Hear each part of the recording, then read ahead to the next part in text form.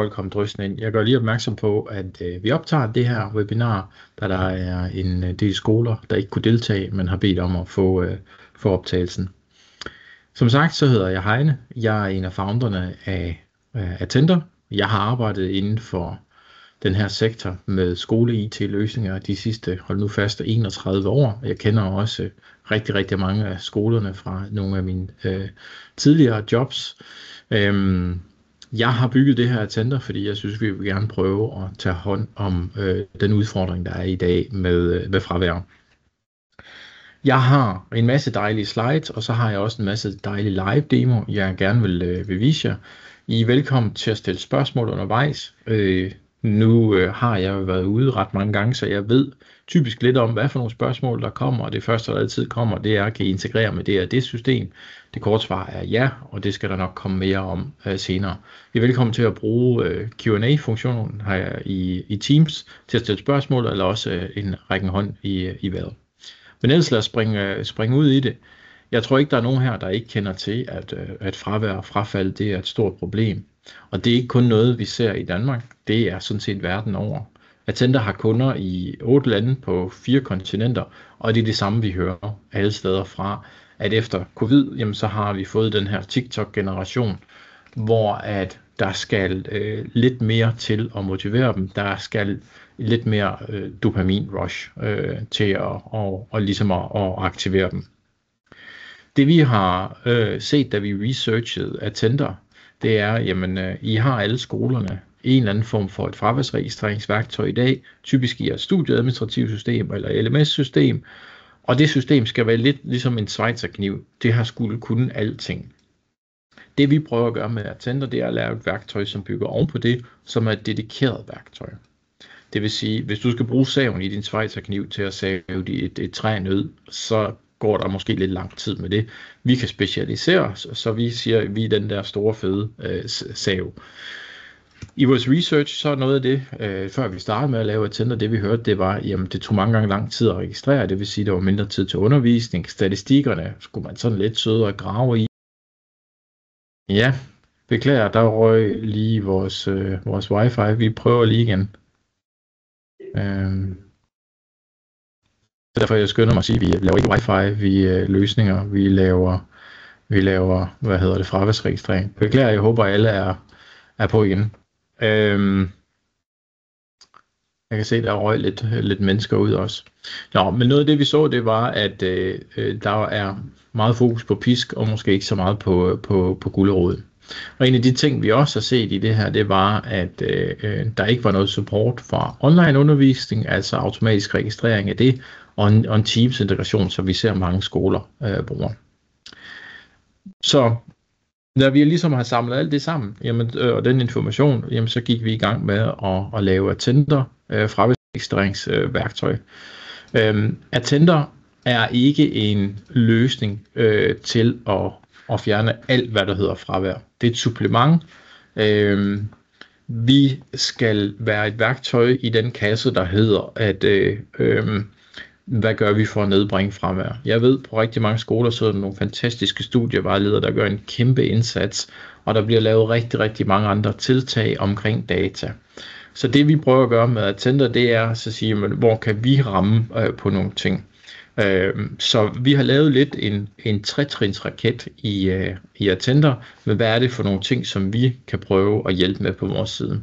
Det første trin i raketten, det er, lad os gøre selve den her registrering hurtig, fordi jo nemmere den er, og jo mindre tid der bliver brugt på den, jamen jo mere tid er der til undervisning. Det kan gøres manuelt for en dag ad gangen, eller for en lektion ad gangen, og vi har også mulighed for QR-kode registrering og andet, som jeg kommer ind på om lidt.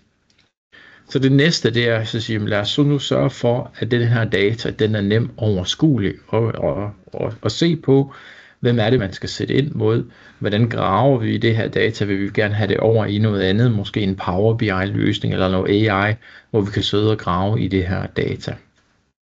Det sidste trin på raketten, jeg skal nok vise alle de her ting i detaljer, når vi går i noget live demo, det er gamification, og det er der, hvor vi gør os lidt unikke, og det er, hvor vi siger, jamen vi prøver at lave noget belønning i Attender. Vi har streaks, hvor mange dage i træk har du været i skole, badges, som prøver at motivere til, hey, hvis du kommer i skole på en mandag, for optjener du badge. Så har vi også attender coins, som du optjener en af per minut, du nu er til undervisning, og så kan skolen vælge at så sætte en reward-selektion op i attender, hvor at man kan få fysiske præmier, og det kan for eksempel være en cheeseburger i kantinen. Det skal skynde mig at sige, at alle inde i attender kan slås til og fra, så hvis man siger, ved du hvad, alle de andre ting, de ser rigtig fede ud, men det der gamification, det er ikke noget for os, eller vi vil kun have badges, eller hvad ved jeg, jamen fint, så kan man gøre det. Attender kan virkelig, virkelig nemt tilpasses alle skoletyper.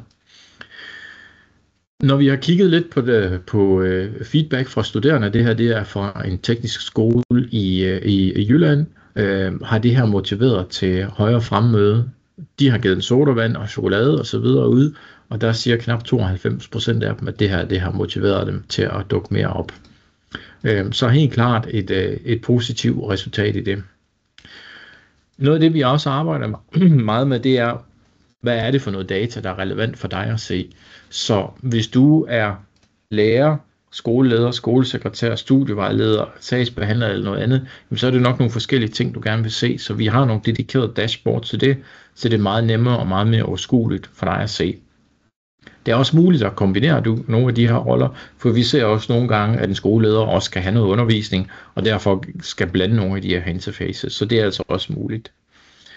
Og så har vi også sørget for, at attender det tilgængeligt, hvor end du nu er. Jamen, det kan tilgås i en hvilken som helst browser. Til de studerende, der bliver det jo selvfølgelig meget brugt på deres mobil, iOS og Android, og så kan attender også sidde direkte ind i Microsoft Teams. Men man vælger selv, hvor man ønsker at bruge det. Så har vi også utrolig mange funktioner i det her. QR-kode-registreringen er en af de ting, jeg kommer ind på. Automatisk registrering i Microsoft Teams kommer vi også til at fortælle mere om.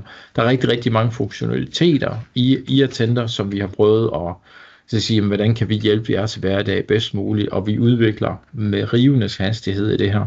Og jeg skal skynde mig at sige, at Attender er et dansk firma, vi sidder baseret i Aarhus, så vi er meget nemmere at få fat på. Hvis ikke lige nogle spørgsmål her til det første her, så vil jeg faktisk springe ud i en live demo.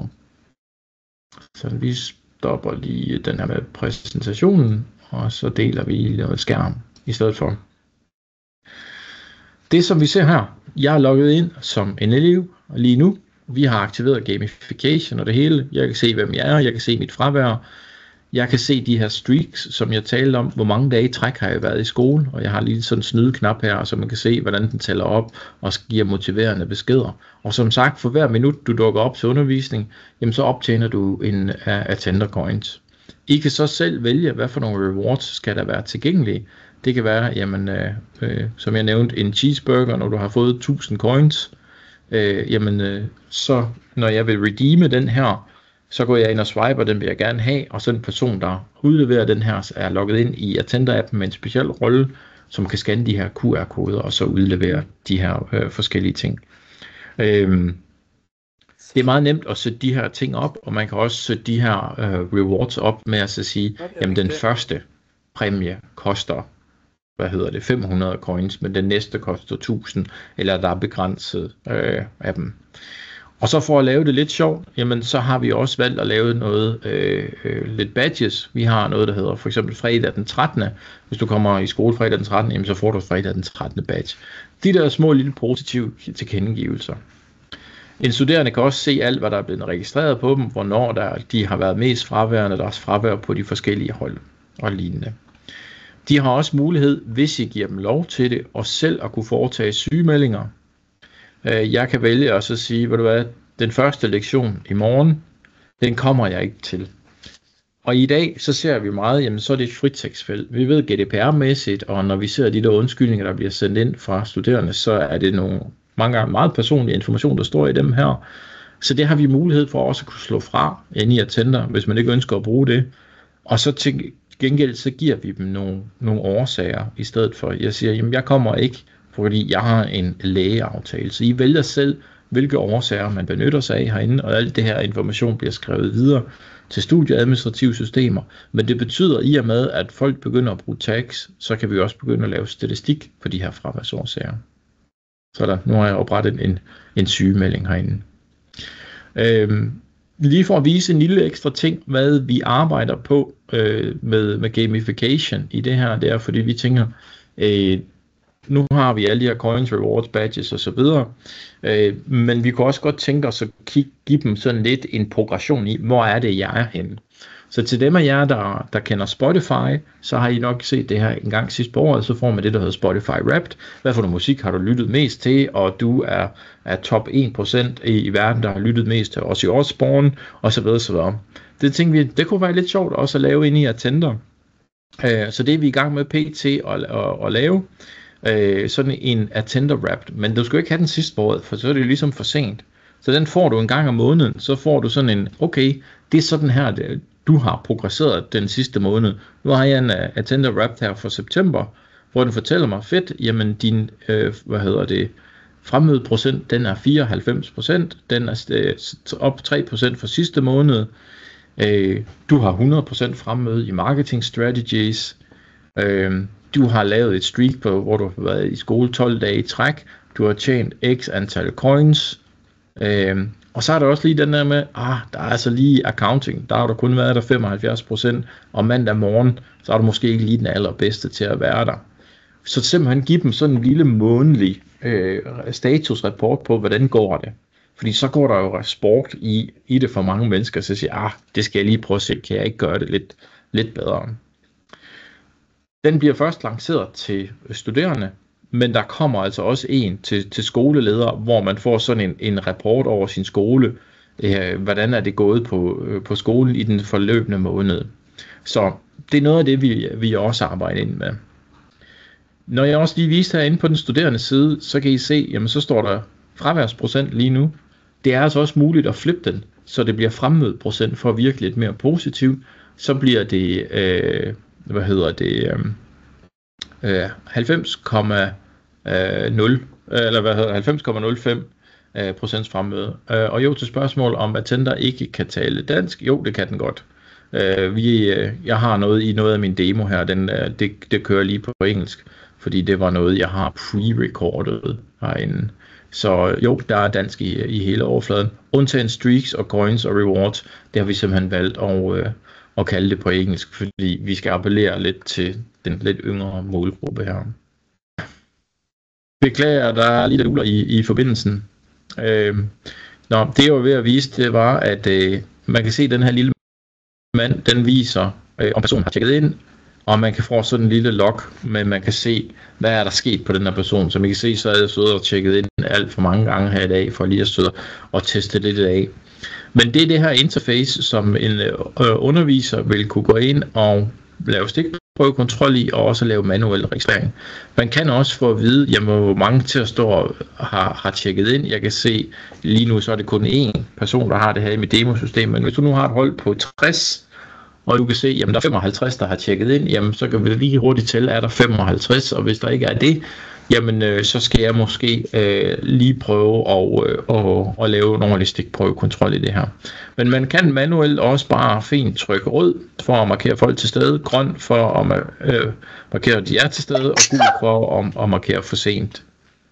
Når jeg trykker på dem her, nu kan I se Brian her, der står han på holdet, som er physics, der har han 9,8% fravær, og på totalt på hele uddannelsen, der er det 12,3. Hvis jeg registrerer ham til at være til stede i stedet for, så kan I se, at procentsatserne ændrer sig. Så jeg har altså live statistik som underviser, så jeg kan altså hurtigere spotte her, inden jeg skal ind i nogle statistikinterface, er der nogen, jeg skal holde øje med. Jeg kan som underviser også gå ind og sygemelde folk, ligesom I så før, med at at den studerende selv kan sygemelde sig, så kan en underviser også gå ind og sygemelde folk. Jeg kan også standard gå frem og tilbage i tiden, og jeg kan søge hold frem og elever og tage over for andre undervisere, hvis man ønsker at gøre det. Der er rigtig mange funktionaliteter til det herinde. Vi har også lidt forskellige interface. Der er nogen, der gerne vil se større billeder, når de fraværsregistrerer, og hvis man er på mobiltelefon, så har vi også prøvet at lave et lidt sjov interface, hvor man ser en enkelt person ad gangen, og så kan man bare swipe. Så man swiper til højre for at markere folk til stede, til venstre for at markere folk ikke til stede, og op for at markere dem til at være for sent. For at prøve at lave lidt sjovt. Vi har også lavet sådan et heldags view, hvor at jeg kan registrere fravær på en hel dag ad gangen. Så jeg ser egentlig, hvad har jeg af skema i dag som underviser. Aaron her kan godt have en lektion her inden da, men fordi jeg ikke har ham, så er det ikke mig, der registrerer ham her. Så jeg kan nemt registrere fravær. For eksempel, hvis vi siger på det her physics her, så var alle væk, undtagen måske lige Bitten, hun var der i den sidste lektion. Så kan jeg super nemt og hurtigt registrere fravær på de 2 lektioner. Jeg kan også bare markere alle lektioner for hele dagen, og så sige, jamen nu så markerer jeg bare lige de personer, der ikke var her. Vi kan sige, Jul, hun var der ikke i de 2 lektioner der, og Kemal, han var der ikke i den sidste lektion. Bum. Så har jeg sådan set registreret fravær for en dag. Underviseren har også adgang til et statistikinterface, hvor jeg kan se data på mine studerende. Jeg kan se de hold, jeg underviser i. Jeg kan gå ind og klikke videre på dem, eksportere noget data. Jeg kan klikke videre ned på den enkelte studerende. Vi har et heatmap, der viser, hvornår er folk mest væk. Vi har også noget, der hedder fraværsfremskrivning, som kan være rigtig relevant i forbindelse med, hvis vi har nogle uddannelser, hvor man siger, at man kan kun gå op til eksamen, hvis man har under 20% fravær.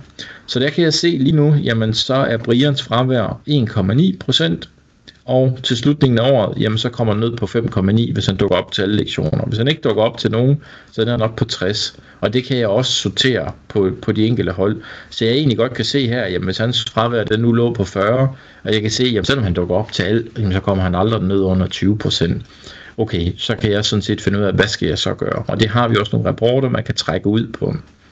Og det er altså også muligt for for personer at trække alt det her information ud i Excel-ark eller PDF'er, hvis man nu ønsker at gøre det. Man gerne vil have det over i nogle andre sagsbehandlingssystemer eller lignende.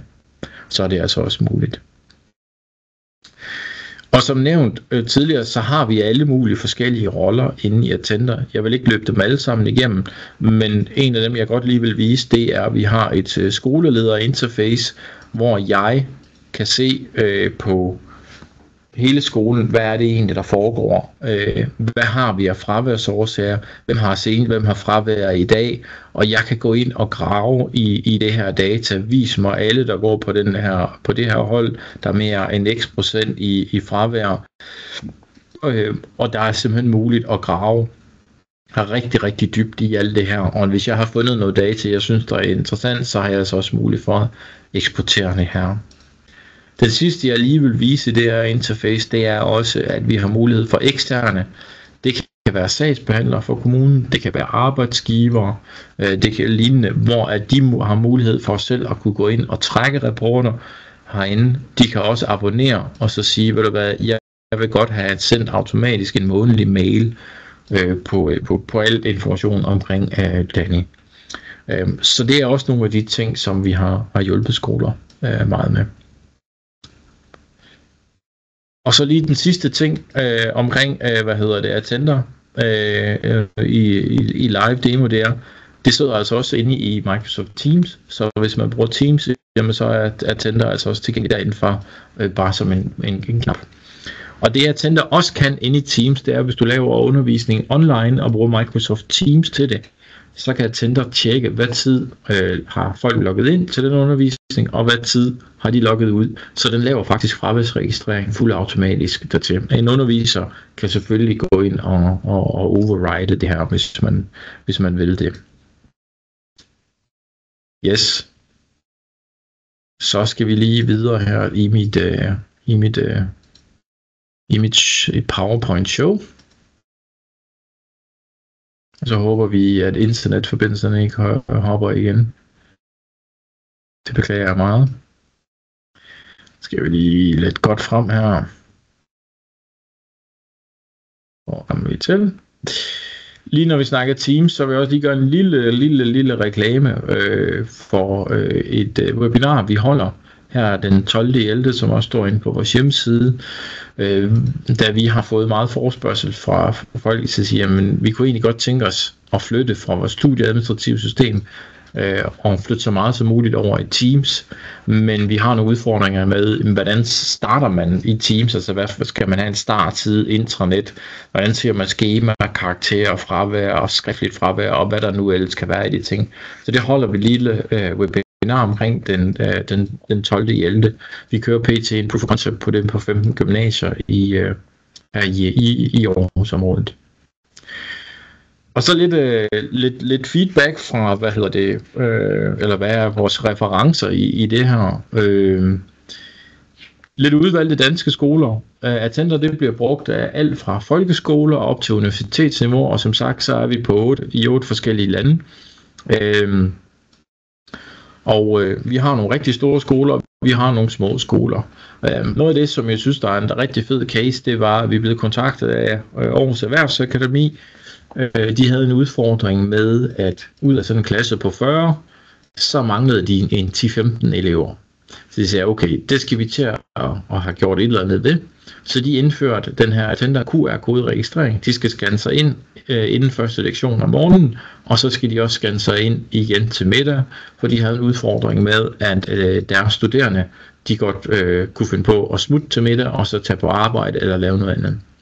Vi indførte det i september 2024. 6 måneder senere, så lavede vi så status på den her. Nu i stedet for at mangle 10-15 ud af 40, så mangler de 1 eller 2. De havde typisk et frafald på 32 elever ud af sådan et semester. Det var på finansøkonomuddannelsen ud af 600 elever. For 32 er de røget ned på 16. Det har så betydet, at de har udvidet brugen af Attenter til nærmest hele Erhvervsakademiet, og vi har også lige fået en god håndfuld ekstra erhvervsakademier på. Så den synes vi, det var en ret interessant case at dele med jer. Det spørgsmål, jeg altid får med det her, det er, kan I integrere til vores studieadministrative system? Vi har direkte integration via API til Ludus, og Studie kan vi også gerne lave til os.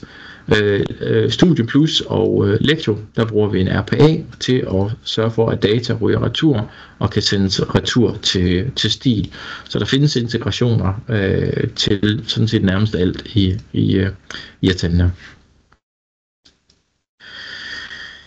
Ja, I kan jo selv læse dem her. Hvad er fordelene for jer ved Attenter? Jamen det er at spare tid på registrering, give mere ansvar ud til de studerende, give dem mulighed for selv at kunne følge mere med i deres fravær, motivere dem med gamification, bedre dashboard i det her, og så er det simpelthen en del af også den her målrettede indsats mod fravær. Hvis man gerne vil prøve det her af, jamen vi har adgang til et demosystem, som vi sender lige et link ud til bagefter, hvor I kan prøve det af. Det kræver ikke noget login. Der kan man i menuen skifte mellem 9 forskellige brugertyper. Vi laver også gerne en testinstallation af det her, hvis I siger, I kunne godt tænke jer at prøve det her af med jeres eget data, få noget feedback fra studerende og fra undervisere. Er det virkelig så godt, som vi påstår, det er? Og det er ikke noget, der er fantastisk svært at få rullet ud. Det her rent teknisk skal vi bruge et par timer fra en IT-person. Det er med lidt omkring med roller og rettigheder, hvem og hvad i systemet. Vi har manualer til det her. Feedbacket, vi får fra skoler, det er så nemt og intuitivt at bruge det her. Vi har egentlig ikke så meget brug for at kigge i de der manualer. Og så ellers så tænkte vi, og jeg kan se, at jeg startede stavepædagogisk helt forkert, men sådan er det. Vores forslag er altid start småt, og så kan man altid udvide og sætte flere ting på. Vi hjælper jer gerne med en onboarding-plan i det her, og hvordan man kan komme nemt i gang med det her, også pædagogisk, og hvad er vores erfaringer med brugen af Attenter. Og så har jeg snakket ultra hurtigt, har sprunget 7.000 slides over, fordi jeg plejer altid at gå over tiden, så det er helt utroligt, at nogenlunde holder med til tiden. Og så åbner gerne op for spørgsmål, og også gerne kritiske og alt fra eleverne. Og så er jeg lidt træt af, at der er så mange, der ikke kunne deltage i det her, som jeg havde håbet på. Men ja, sådan er det altid. Pris, ja, godt spørgsmål. Hvad koster Attenter? Det koster fra 15 til 25 kroner per bruger per år, så en typisk skole med 1000 elever og undervisere og ansatte, alle der skal have adgang til Attenter, jamen så kigger vi i en 15 til 25.000 kroner per år. Så det er ikke noget, det er per års elev, at vi tæller det her. Så det er ikke fordi det her det er super dyrt. Hvis du redder en års elev, så har det her tjent sig hjem mange gange.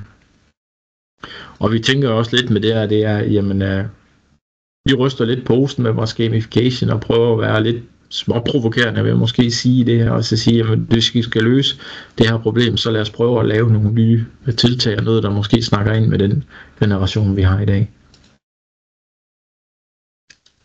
Og så tror jeg, at jeg har fortjent mig en tår cola her lige.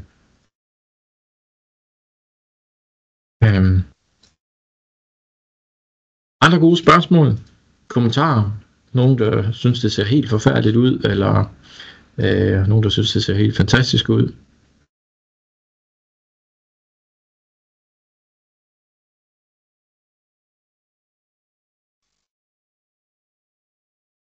Ja, hej, kan du høre, hvad jeg siger?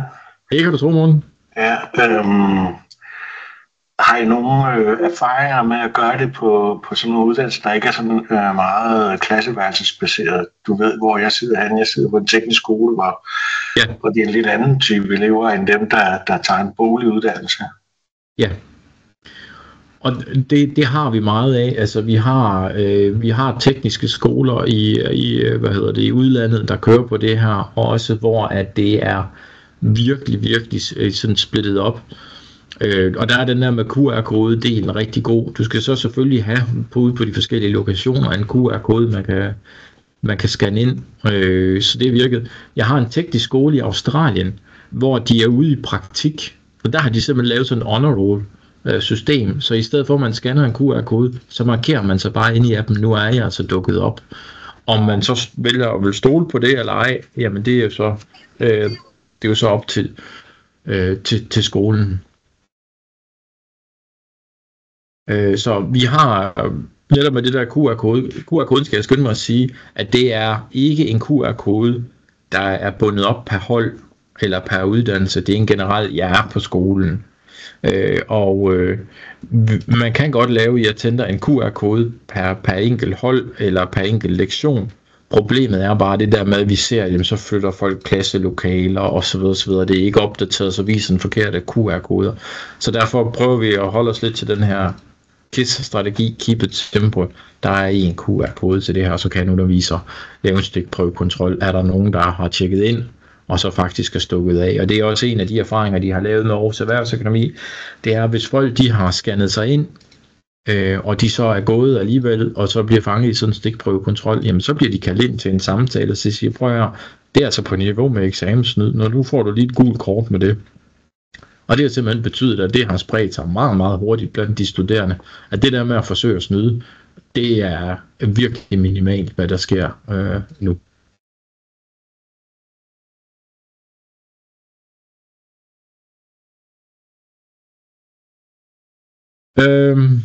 Andre spørgsmål?